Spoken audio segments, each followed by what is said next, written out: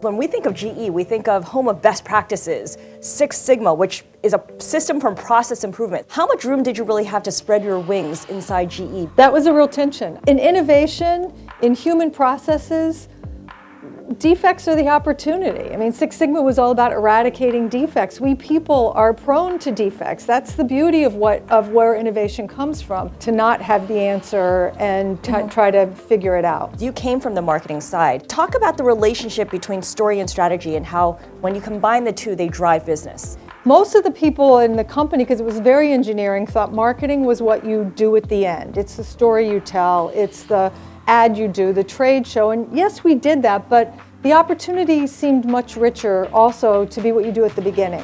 When you do that and you marry kind of the storytelling at the end with the insights at the beginning, you start to see a whole new path of strategy. Strategy really is about innovation and ideas, and if you can't tell your idea, who's going to follow you? If you can't sell your idea, who's ever going to invest in it? So I pretty quickly got the opportunity in the teams I worked with to connect those two dots. You were part of a big company.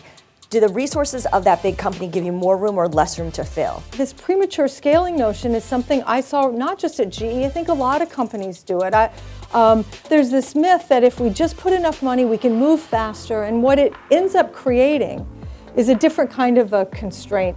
And so partly what you're trying to get to is this test and learn model where you still have the right strategy, the vision, but how many ideas can you test? How little money can we put toward it?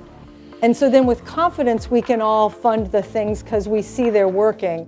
Looking ahead, it's obviously critical for companies, big companies, small companies, to come up with ways to adapt, to stay nimble, to anticipate and pivot when the time is right.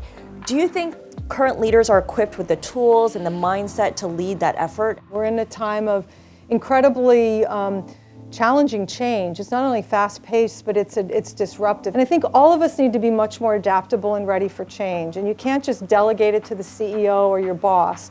You have to do that.